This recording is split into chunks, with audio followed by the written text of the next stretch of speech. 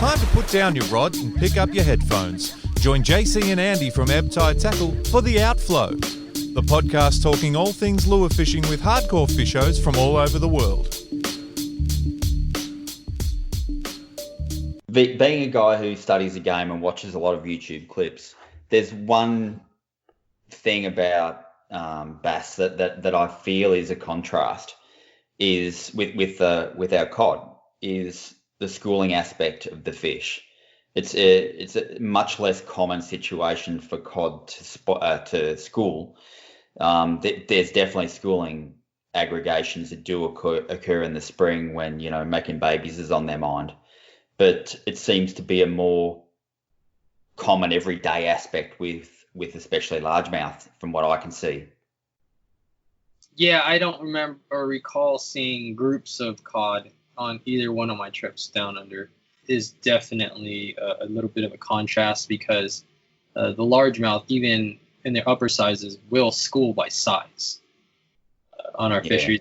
They're not big schools. It could be a group of 2, it could be a group of 5, maybe a dozen at the most. Depends on the fishery and what kind of forage comprises their main diet and the terrain, the topography of the fishery itself. Smallmouth can also group up pretty good. And anytime you find that kind of schooling behavior, your odds go up because of the competition factor. So unfortunately, we never got to experience that with the cod, where those fish are now competing with each other, probably more aggressive than they normally would be as a solo fish. My experience of cod when they are together will be generally on a key piece of structure where you will have the biggest cod holding the best spot, and then the other fish that might feel they could use that as home, but they'll be well away from the dominant fish, being incredibly territorial, but they might find a home on the mid branches or the outer limbs perhaps, definitely not the prime spot. So it's not so, I don't think that's like cohabitation. It's more a case of this is the best hotel and I'll keep away from you and you keep away from me, has been my observation, because you can definitely catch more than one cod off a key piece of structure. Okay. The time I see them school is in spring before they pair off and go and do their thing. There's definitely a communal thing. I've got sounder screenshots from Eildon where we've got a dozen big cod on the screen. Like it is the spot where they're working out who's who, but getting a bite in that scenario is a whole other matter too. They're definitely not focused on eating. Yeah, when you see literal teeth marks and jaw prints on a 1.11 cod, like what the hell tried to bite this thing? It's right. It's pretty wild, man. You guys, I really hope you guys appreciate the fishery that you guys have. And for how special it is and unique it is, because when I've been showing this stuff to people in our part of the world, they're just mind blown. Like, that's a freshwater fish. I'm like, yeah. And we catch them with bass techniques. Like, they can't even process it. I think that appreciation is a growing thing, and cod fishing has over the last 4, 5, 6, 7 years, I don't know, hard to put an exact time frame on it, has gone from strength to strength. It's a really key part of the industry now in terms of raw sales. If you went back a decade, it was more about the hardcore guys that just always did it. But cod fishing is growing at a very strong rate, and the thankful thing here is there's all these people coming into this corner of the sport. But you've got fisheries management who recognise their value, and the amount of effort they're putting into habitat restoration, water quality improvement and stocking is mind-blowing. Like the number of fish that get put into Eildon every single year, ensuring the next generation, is so good. Like that might change because the whole global economy has got the biggest shake-up it's had in our lifetime right now. Money might get a lot tighter, but the money that's been thrown into fishing in our home state of Victoria is mind-boggling over quite a while now. I'm going to go on a little bit of an old man. I'm like that old head now, and I've been around this game here in the States for quite a while. And fishers over here in the States have a really kind of selfish mentality that's been kind of ingrained into us at an early age. You know, I've spent this much time on the water, learning this lake, and learning how this spot is, you know, higher percentage than others. And now that all these new people are getting into fishing, that's impacting me personally on my body of water. And there's like this weird energy towards new anglers when us experienced guys honestly need to take a step back and realize that without the support of the numbers being represented by these new anglers, like those programs that you discussed down under, the programs we have here in the States, those are going to go away if there isn't support and if there isn't growth in our sport and our community. So stop being a selfish prick and just be cool, right? And if you're any good, like you think you are, you should be able to catch them regardless of how much pressure your body of water is getting. That's something that I continue to have to show people. Like, you don't think everybody's trying to duplicate everything that I'm doing here on my home body of water in the middle of LA? Like, good luck, go out there and actually make it happen. Like, I welcome the challenge. So, you know, long story short, welcome this new energy and influx into fishing, no matter where you are, because you need them. You need these new eager green people to embrace this sport to the same level of passion that you have in order for you to fulfill your own selfish desires to keep catching these fish. Man, what you've just described is the same in Australia. It's no different, and I think cod guys are probably among the best at being that person. I feel some of that here and there. Yeah. You're on it, man. The way I see it is, for me personally, like, I sell fishing tackle. I need people fishing. But I'm also a person that likes to actually help. I like to teach. And, you know, whilst I think I know a little bit, I don't know it all. I'm never going to profess that for a moment. But I like to share what I know and give people my thoughts and views and techniques. We put that out through the YouTube channel. I do fishing talks. The only thing I don't like to do is tell you exactly where I feel you should go. I think that's an experience that people should learn. There are avenues to be shown that if you want to employ a fishing guide who will, you know, probably take you to some of his A spots, mostly his B spots, and, you know, you'll have success. But for me, working that out is a personal experience that is being shown isn't the answer. That's my take on it. Absolutely. I'm with you, man. And, you know, as a person who gets bombarded with messages daily across various platforms, like, the worst question you could ask me is where? Yeah. That is the worst question you could ask anybody, because that should be irrelevant. And I think we tried to portray that to the best of our ability through our Big Cod Dreams series, and showing people that, look, we jumped from body of water to body of water to body of water and found success. And we're not chasing what somebody else is doing to find it.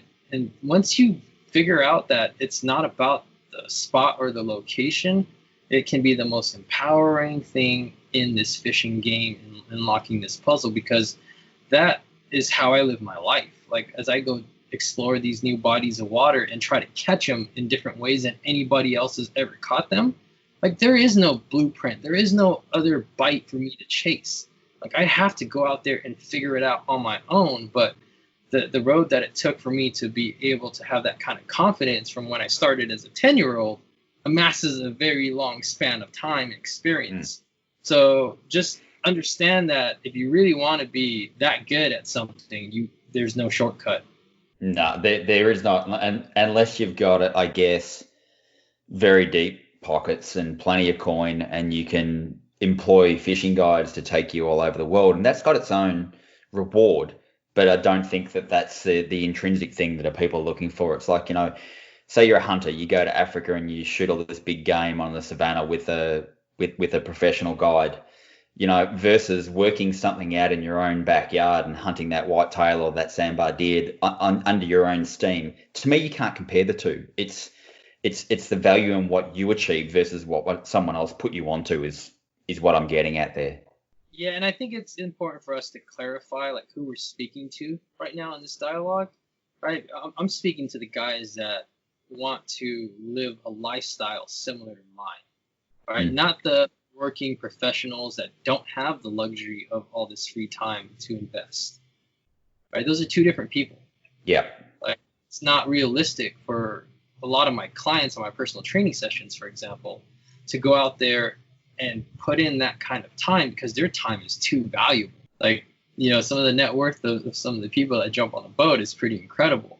Yeah. And it's just like, you know, is that worth chasing this big fish and learning the hard way over a span of a lifetime? Probably not.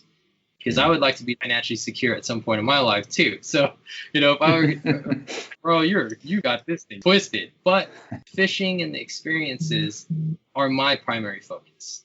So everybody else out there, because I mean, we're speaking to a small group of people within the community. Don't feel ashamed or don't let people utilizing people that offer guide services or training sessions or instructional courses. Because not everybody's story and situation is the same. All right. And here in Southern California, there's a very, very strange culture of being shamed because you hired a guide. Okay. Oh, and you had to hire a guy. Like, man, that's pathetic. It's a very strange thing because they kind of like just broadcast that net to the entire population. It's like one thing if you want to become a something in fishing. It's another if you already are a someone or something in another space in life, but love and have a passion for fishing. I don't disagree with that one little bit. They've both got awesome value. And I'm a guy who travels to a lot of countries to go GT popping. And it's physically impossible for me to go to those places with my own boat and do my own thing. It cannot happen. So your only option is to, you know, jump on with an operator, someone that you trust and hopefully vibe with. And it's got its own value and worth, you know, to yourself, and that's what matters. If other people want to judge that, they're going to judge that. It doesn't matter. Yeah, and there's another lesson there, right? Like, who cares what anybody thinks at the end of the day, guys? You know, go out there Murray cod fishing, regardless if you catch them or not, regardless of your mates, you know, ribbing you and busting your balls for not catching anything 8 trips in a row. Like, who cares? Like, what does it really matter? Like, fulfill your own goals, embrace the struggle that it will probably take to fulfill them, and just have fun doing it. I think at the end of the day, some of us in this like very unique group of trophy fishermen, whether you're largemouth, cod, muskie, or whatever fisherman, like just get too caught up in some of this stuff. Bro, it's just fishing at the end of the day. Like, yeah, exactly, man. The donut trips, as we call them, I don't know what you call it over there. I think you call it skunking. Yeah. They make your success sweeter. They, like, if it was easy, I defy that you would keep doing it personally. No, it wouldn't be special if it was easy. Yeah. That's honestly kind of part of my struggle showing this adventure to our American audience, because they see all these videos and they're like, oh man, it's as easy as me booking a trip into Melbourne and then hiring somebody to take me out. I'm going to catch a foot-long fish too. Like, no, you're not. And seeing that across several, you know, YouTube creators that have tried to go down there and catch these cod, and I don't know if any of them have found any success. Like, I know one of them. I think you may not know him. He's from down Florida way. I think it's Lindsay Lawson. He's come down twice to Copeton. Admittedly, it's been very bad timing on both occasions, and like he's done 2 full trips, hasn't caught a cod yet. And he's been in good company. It's not as though like, you know, oh yeah, you're fishing with hacks. It's nothing to do with that. In really good company. It's just sometimes dead set hard. That's the reality. It really is. And as a creator and content generator, it's tough to paint that picture without losing the attention of our audience, because everybody's attention span has shrunken dramatically. Well, yeah, that's such a good point. You know, I watch a lot of Meat Eater, you know, Stephen Ranella. Okay, cool. And that guy's capacity to capture my attention as he tells a story on a hunting trip where they don't take a shot. Try and translate that into a fishing video, and I don't think you'd have a lot of viewers. It's all about the action. It's about the gratification of catching a big fish. It's such a different story. But if you're living it, it's the same in my opinion. But it's hard in fishing to make content around not catching fish. Yeah, it's something that I feel like even our audience takes for granted. Like, holy crap, do you guys understand what it took to capture this shot that you guys just watched? Like, you have no idea. And Right. That's an interesting thing that you brought up Mediator, because I'm continuing to work with them. We're actually supposed to shoot a new episode for their fishing series, Das Boat. I was actually supposed to shoot it in like 2 weeks, but because of COVID, everything's been pushed off till later. But I've been studying them as well and trying to become better at that storytelling without the successes or those highlight moments that the fishing world seems to rely on so heavily, at least through our platforms, because we've tried showing them more long form content with deep information like we're doing here on this podcast. And it's just like very few people are willing to sit down and sift through it. Yeah. The ones who do are the smart ones, and they pick up a ton of insight from it, but they're definitely not the majority. They're by far the minority. I think there's so much digital content out there, now, and it's how much is uploaded by the minute to something like YouTube. It's I'm trying not to be critical of the audience, because it's what captures your attention, what keeps you there, and usually it is action. To be honest, it's or unless you've managed to gain some form of popularity in its own right. But yeah, that meat eater format for me, I'm happy to watch a show. I'll sometimes watch 2 or 3 episodes before I go to sleep, and I'll watch Steve, just talking about life as he's looking through a spotting scope, man. But I find it captivating. He's such a good storyteller. It's a hidden talent. Sure. It's one I wish I had. Yeah, it's a skill. I really look forward to when you do that with those guys, man. I'll certainly be a watcher of that, I can promise. Yeah, I think episode in season 1 was episode 4. So okay, cool. YouTube channel. Keen on that. So, real quick. Well, it mightn't be quick, but on your trip down under, your first one, which was focused, purely on Murray cod, then, from what I could gather, you fished Eildon, you fished Lake Mulwala, and you certainly fished the Murray, both in the Upper Murray and Lower Mid Murray regions. What are some take-home things for us, that you took out of that we might be interested in? It's something that maybe we're not seeing. Just the amount of diversity represented in those specific bodies of water should really open up everybody's eyes to, like, holy crap, there's probably a lot of potential fisheries and locations that nobody's explored or talked about. So don't be so hyper focused on where people are catching fish now. Like, go take a risk and put in some time and effort. Go exploring. Like, man, those fish lived in such a wide variety of water conditions and climates. It's like, where are these things not? Like, does anybody fish that river? Does anybody fish that? Like, no, we never fished that one. Like, there's just too many to fish. So don't be so caught up on chasing the hot bite or the fishery. You might find a better one that nobody even knows about. Yeah, that's a fair call, man. We used to drive past Eildon a lot, to drive 16 hours to Copeton Dam. And I've done 6 trips up there. 4 of them produced, good fish. One of them was an amazing trip. I think we caught 23 cod. 2 of them were donuts. We drove 16 hours, spent a week fishing or 5 days fishing, and didn't catch fish. We were driving past Eildon every time to do that. And I'm not saying I'll never go to Copeton again, because I'm sure I will. But I've decided to invest far more time being on the water than driving. And I paid off. It's already paid off in the winter we had last year. What's in there? Let's invest some time. And yeah, they're not easy. They're difficult, but let's put the investment in, and I'm sure we'll get rewarded eventually. And yeah, that's happened. That's awesome. And this is something that I talk about in my seminars, or talks as you guys call them here in the States, is like when I travel to other parts of the country, people think what I do is limited to Southern California or the West Coast, or now Texas, because we've done it successfully in Texas. Anywhere but where I am. it's a strange mentality that the grass is greener on the other side. And I gotta look straight in the eye and be like, what if I told you your grass was greener? Huh? Yeah. I just told a bass boat literally across the United States to come fish your backyard. Do you think I would do that if it was that much better in LA?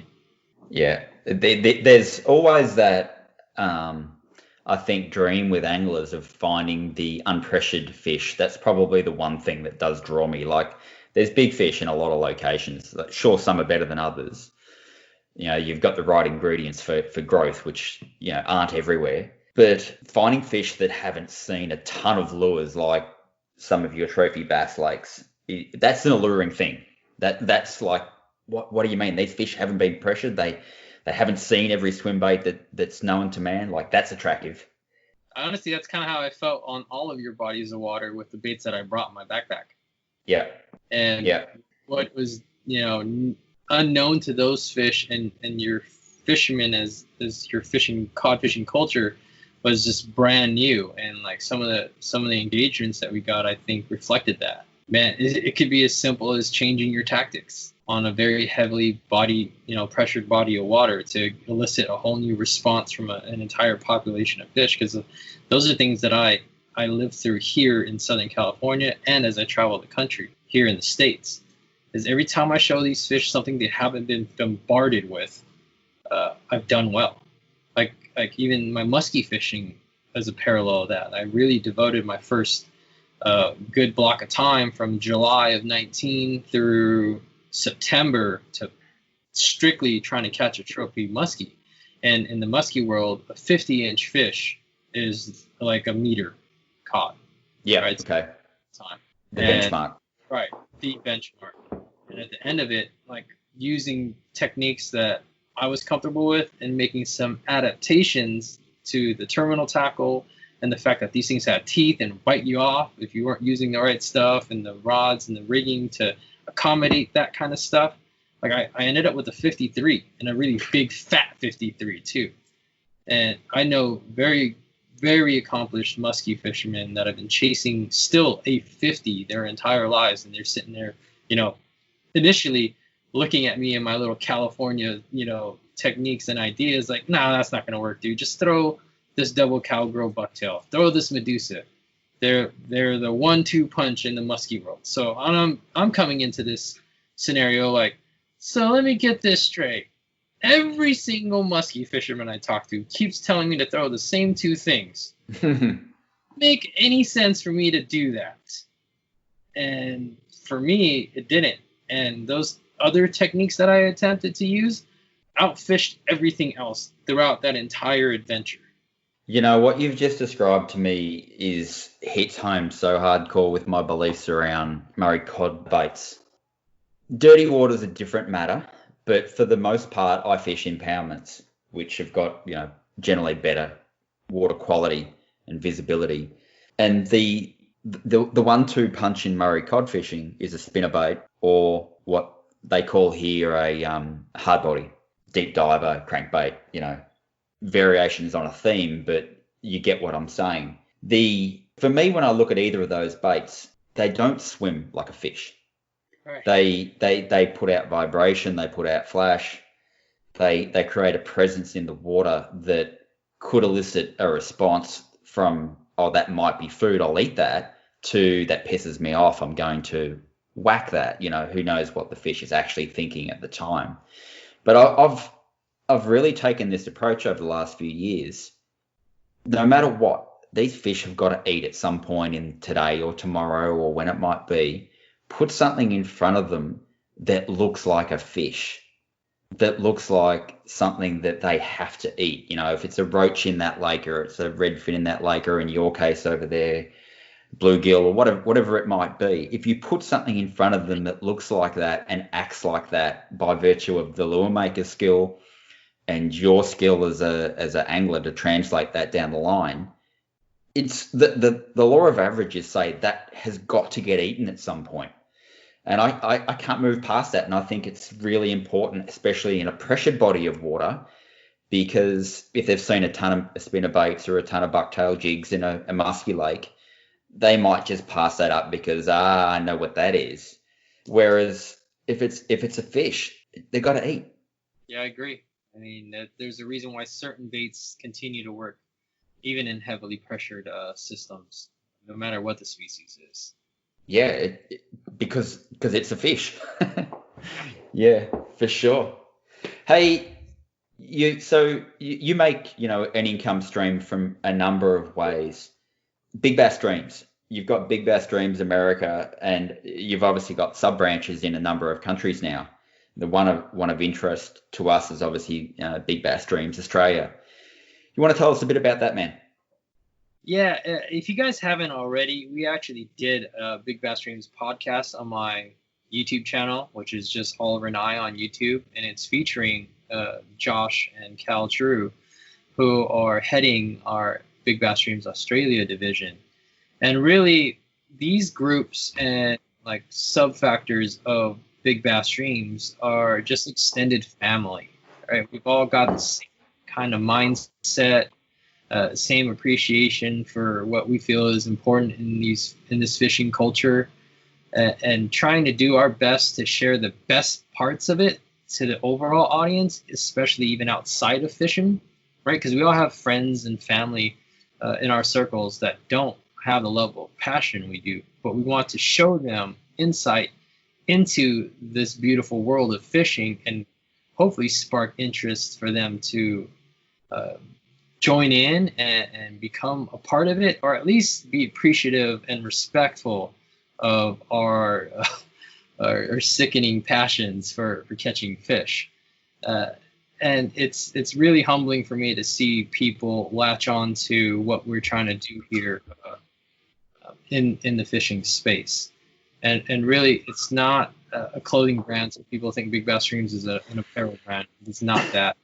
The Big Bass Dreams project started as a movement through film that validated some of the crazy stories that I was trying to tell people that I was living, and that is still what it continues to be on a fundamental level. That is our foundation, is capturing those special moments to be able to share with others, to hopefully bring some positive vibes and some insight and help the audience fulfill their own big bass dreams, or big cod dreams, or big muskie dreams, or big pike dreams, or big yellow belly dreams, whatever it is. Yeah, I get the philosophy fully, and it is a movement. And I guess in terms of like income streams, the apparel that springs off to the side of that isn't why you created it, but it's like in the end, if you create something cool, people want to rep it. That's where things naturally go. Yeah, absolutely. And it's my hope that by being myself and the brand being represented by people being themselves, that their organic passion and love for the game will transcend anything else, and people are going to want to latch on and feel proud to be representing the movement through merchandise, through their content, through a shout out, through a hashtag, whatever it may be. And it's a really special kind of thing, and I thank everybody worldwide for embracing us, and I thank everybody else that has been hating on us even more so, because you guys are the ones that really drive that chip on my shoulder. And I'm going to do it with a smile, because I'm having the time of my life, and seeing the hundreds and the thousands of people that have literally been impacted positively by the stuff that we've been doing is more than anybody with any negative energy could ever affect us. And doing it with a smile on your face in the time of your life, man, that would be driving the haters crazy. Oh, it's the best. Like I said at the start, I love the way you deal with them, like people that troll you. It's like so funny. Hey, what? And to be fair, it's not too late, guys. Like a lot of people have reached out to me like, hey man, I don't know why. Like I've never even met you. I've never even spoke with you. I was just hating on you. I was just trying to be funny. Yada yada yada. Whatever the excuse is or the reasoning was, like we can still be cool, man. Just you come at me with an energy. That's the energy you're gonna get back. That's basic human, nature. Like if you're gonna come at me twisted, I'm gonna respond to you in a different fashion than if you show a little respect and want to have an adult conversation about anything with me. You don't have to like everyone, but respect is pretty easy to show. Is my simple philosophy on things. Absolutely. It's not that hard. Man, you've been really generous with your time, and I'm conscious of that, and I'm also conscious of I got to get to work at some point. I've got 10 questions that I want to run past you. They're kind of short answer. All right. If you're up for it, you may not have expected some of these, perhaps. Let's get going. So the first one, it's an observation of mine, and I won't be the only one that thinks this. How do you get so many hot women to fish with you? Just trying to be better at fishing. Right? Fishing never stops, whether they're in the water or they got two legs. It's a lot of the same philosophies, guys. You got a big cod sitting on a lay down, and everybody can see her. Don't be the first one that runs up on her and plops your lure right on top of her head. Have a little bit of finesse and some tact. Draw her out from the cover. Everybody loves the chase. You just got to be better. Don't just have some game. But that comes with experience too. It's the same thing. It's the exact. I love it, man. I love it. Big Bass Dreams swag acts the same way as a little, willow leaf vibration. Your chartreuse skirt just catches their eye, and then the rest is on you. So good. All right, man. You're the big bait specialist. Do you ever fish a worm? All the time, live and plastic. So you talked about your fundamentals growing up and how live bait culture was a big part of your upbringing. So it was in mine. And, even this weekend, we were catching big red ear sunfish, which are kind of like your yellow bellies, except ours don't get to 20 pounds. A really big one is over 2 pounds. We're catching them on mealworms and chunks of nightcrawler. And most bass fishers here have skipped that. So they don't even know how to, rig them or catch them. And to me, it's like the most basic fundamental thing. It's like making a layup or a free throw in basketball. It's like, how do you not know how to do that? This is what I grew up on. So as a young bass angler, the plastic worm was my steez, man. Texas rigging it, Carolina rigging it, split shotting. Nobody does that anymore. But a plastic bait in all of its forms, I feel extremely comfortable and confident with. You're more than just a big bait fisherman. You're an angler for sure, man. Thank you. Yeah, there's many dimensions to fishing, clearly. All right. How important is coffee in your life? Quite important if you actually watch the Big Cod Dreams series, especially those early morning segments, and especially when it got cold in the wintertime, right? I'm complaining to Cal, hey, man, can we get another coffee, please? I need it. I'm not a morning. I'm usually up working late. I need my sleep. I go pretty hard when I'm awake. So if I have to wake up early to chase a bite window, if I don't have coffee, it's going to be a rough day, and I'm a whole different person. Ask anybody close to me. I got to follow up on that. Are we talking espresso or an instant or a Starbucks? What kind of coffee? I typically like just like a drip or a pressed coffee most of the time because I can sip on it, right? Especially if it's cold. Kind of keeps my mind off of being cold. But drank plenty of espresso when I was in Italy with the Big Bass Dreams Europe boys. I'll drink it if I just need a real punch. Here in the States, I'll drink instant coffees, which we were drinking down under if I have to. But yeah, coffee in all its forms is great. Oh, 100%. I got a couple of SoCal questions for you. Have you ever owned a Prius? I have not, but I've driven them. I think that'd be unavoidable, wouldn't it? All right, another SoCal question. When was your last juice and cleanse? My last what? Juice and cleanse. I've never done that. You're breaking all the stereotypes, man. Yeah. All right. I'm keeled, so I don't feel like I really need juice and cleanse. Cool. That's good to hear. What is your favorite thing about Australia? How much time do we got? You got not long. Man, besides the rude tackle shop owner and this C word of a lady at a gas station, I'm gonna have to say the people. All right, those are cool. two. Yeah, you guys are rad. You guys have this energy about you guys. You guys love having fun. You speak a whole different language of English, which we find fascinating, especially the further I get away from the big cities. Mm-hmm. Yeah, man, and you guys have been welcoming with open arms both times I've been down here, and through and I get a ton of messages from Australians, and it's really cool, man. So thank you guys for that. That's cool to hear. Big tick for the people. Now, is there something about Australia you didn't like? Ooh, the biting bugs up in the northern territory, that sucked.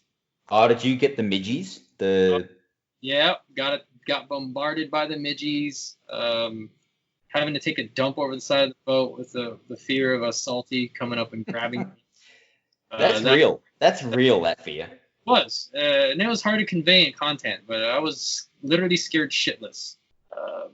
Because everything I see about your alligators, man, they're pussies by comparison to saltwater crocodiles.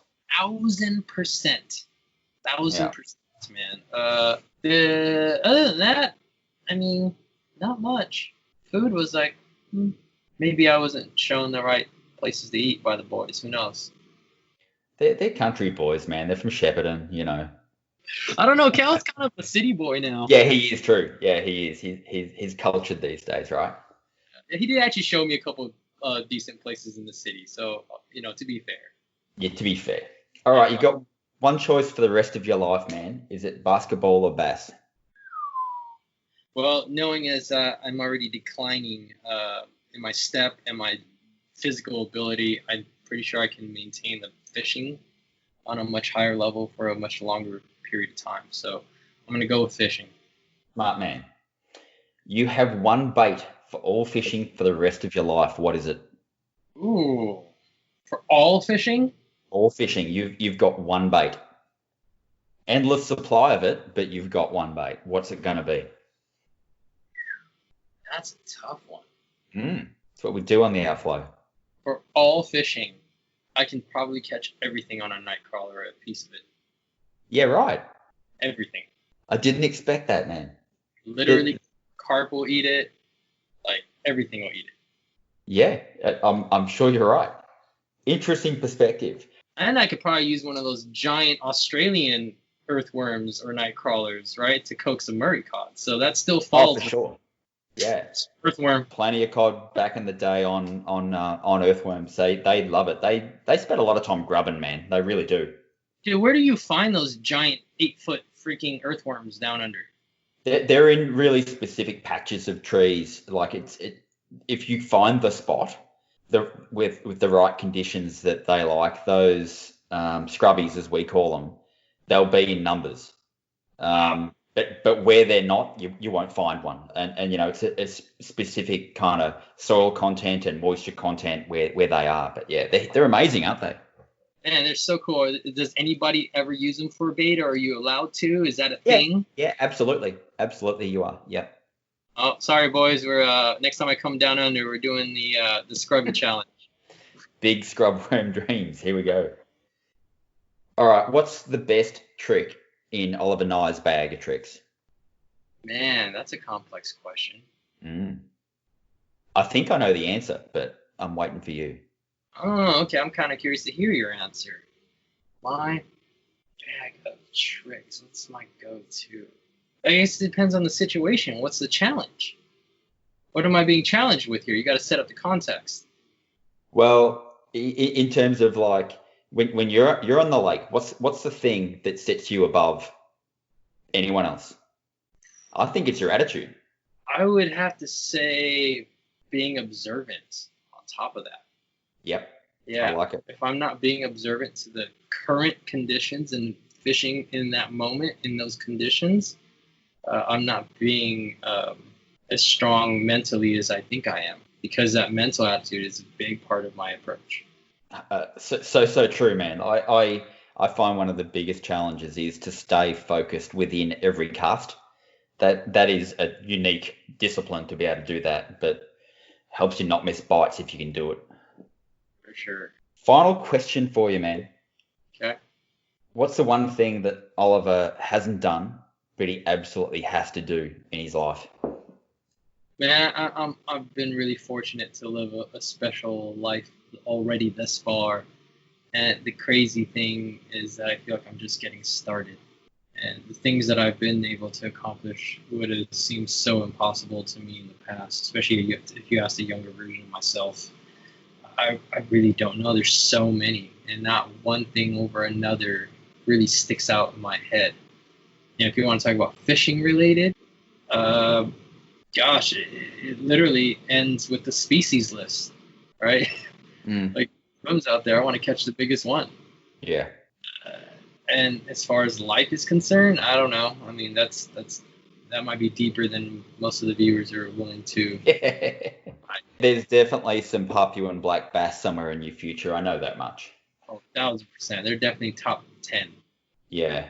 There's something about that fish, but it's a difficult thing to access. But yeah. Yeah, and I think that the fact that you mentioned that it's a difficult thing to access makes it that much harder to achieve and makes it that much more special. So. Yeah, and you get together the $10,000 that you need to go and do a trip, and you get some rains that ruin the rivers, and you might still get a fish on the troll perhaps, but your dreams of a fish on the cast probably just went out the window, and it's going to be a long time till you can do that again. That's one of the tricky things about something like that. Man, this has been awesome. Thank you for giving up your time. I think we're definitely probably going to have to run 2 episodes on the outflow. But man, is there anyone before we sign out here that you want to thank? Anyone you need to acknowledge? Or I want to thank every single person that has ever pushed some kind of positive energy my way and towards the team and supported what we're trying to do here. We've got a long way to go yet as a group and as a brand, or whatever you want to call Big Bass Dreams, but we couldn't have gotten this far without countless thousands, hundreds of thousands of dope people out there that continue to flood our lives with positive energy. So I want to thank everybody that has ever hit the like button, ever left a nice comment, ever DM'd me, ever emailed me, ever just mentioned what we were doing to one of their mates or their family, like, check this out, like, this is so cool. Like, thank you guys for that. It means a lot. Yeah, man. The thing about someone who's got like a base like yours, it's all about the people, man, for sure. For sure. Without that base, I can't do what I do. Yeah, the fishing stops, which we don't want to have happen. Nope, not at all. All right, so Oliver, you're on both in terms of your own platform, Oliver and I, but Big Bass Dreams, we've got Instagram, we've got YouTube, we've got Facebook. You're also on Patreon? Yes. So Patreon is a unique platform for me in that, I feel like as a fisherman, especially the last several years, I've opened up 1,000-fold versus the secretive trophy angler that I was. But I still feel like there are lots of those little, secrets that you're trying to pry out of me that can be shared with people that support what I do on the highest level. So if you want to deep dive into techniques, you want to be able to reach me and ask me any kind of question as it relates to fishing, or maybe even building your presence in this fishing world, Patreon is the best platform to reach me directly, because those guys support me at the highest monetary level. They're going to get my attention first and foremost. They get precedence over everybody. And I do my best to try to get back to everybody, but man, it's hard. You see it, when you're trying to do things along the lines of what we do, John. Like, there's just not enough hours in the day, bro. No, there's not, man. There's so not. Yeah, so if you, as the audience, if the audience has a real value for any of the creators that you guys enjoy and want to support, dude, just keep in mind, like, nobody that puts this stuff out has to do this. Their time is valuable, and just let them know that you appreciate their time and their energy, and that'll go a long way. And it can be as simple, man, as a like or a comment on your material that can, on some days, just make it seem worthwhile, that all the hours and effort that you're putting in is actually meaning something, and not just what am I doing. No, because I sit here almost every day and ask myself, what am I doing? Yep. I'm having a good time, but what am I doing? Yeah, totally. You're working your butt off is what you're doing. Yeah, that's the story nobody wants to hear, right? They just want to go and have the fun. Yeah. Man, thank you so much for your time. We'll wind it up there. We've been going for an hour and a half. Oliver, it's been worth getting up early for this chat, man. You put out a vibe and a positivity that's infectious, and what I see on the socials and YouTube is who you are. So, man, thanks for being who you are, and thank you for giving up your time. Cool. I appreciate having me on here, and looking forward to coming back down under at some point and continuing to chase those big cod and barra, maybe an Aussie bass. Thank you for listening to The Outflow by Ebb Tide Tackle. Subscribe to the podcast to listen to other episodes and stay up to date with new releases. And don't forget to rate and review.